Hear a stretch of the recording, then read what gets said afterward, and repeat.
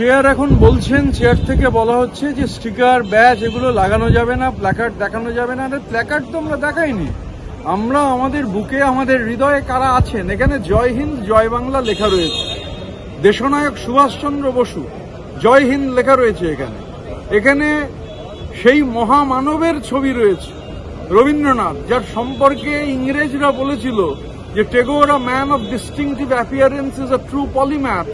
He is an accomplished musician and artist, an electric philosopher, and above all a passionate political activist.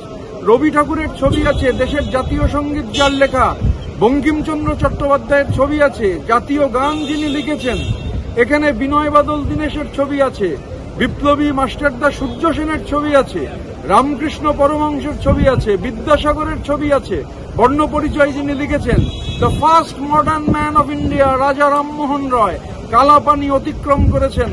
গোটা দেশের মানুষ যখন এখানে British শাসনের মধ্যে, সেই সময় ভারতবর্ষের প্রথম আধুনিক মানুষ হিসাবে কালাপানি অতিক্রম করে তিনি ব্রিস্টলে হাঁটছেন সভ্যতার মানে বোঝবার জন্য। তার আগে সতীদাহ প্রথা রদ করেছেন। ইউরোপের বাইরে একমাত্র রেনেসা, নবজাগরণ যা বাংলার মাটিতে হয়েছে, এখানে সেই নবজাগরণের মাতঙ্গিনী হাজরা রয়েছেন, ঋষি অরবিন্দ রয়েছেন, কাজী নজরুল ইসলাম রয়েছেন।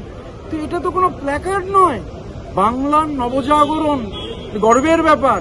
দেশের জাতীয় সঙ্গীত যিনি লিখেছেন তার ছবি, জাতীয় গান যিনি লিখেছেন তার ছবি, আজাদ হিন্দ ফৌজ, দেশনায়ক সুভাষচন্দ্র বসু। রবীন্দ্রনাথের ছবি বুকে থাকলে ওদের আপত্তি, রবীন্দ্রনাথ ওদের সব থেকে বড় ভয়, রবীন্দ্রনাথকে ওরা ভয় করে। আমরা দেখেছি যে রবীন্দ্রনাথকে পাঠ্যক্রম থেকে বাদ দিচ্ছে। তো এভাবে বাংলাকে যত ওরা অপমান করবে, ওরা বাংলাকে, গোটা দেশ জুড়ে বাংলা ভাষাভাষী মানুষের ওপর আক্রমণ হচ্ছে, বাংলাকে অপমান করছে। বাংলার এই অপমান ওরা বুঝতে পারছে না যে বাংলা, ব্রিটিশরা তো বাংলাকে বলেছিল যে ক্যালকাটা হচ্ছে ওদের চোখের মণির মতো, আর বাংলার বিপ্লবীরা গোটা বাংলাকে ব্রিটিশ বিরোধী লড়াইয়ে ব্রিটিশদের চোখের বালিতে পরিণত করেছিল।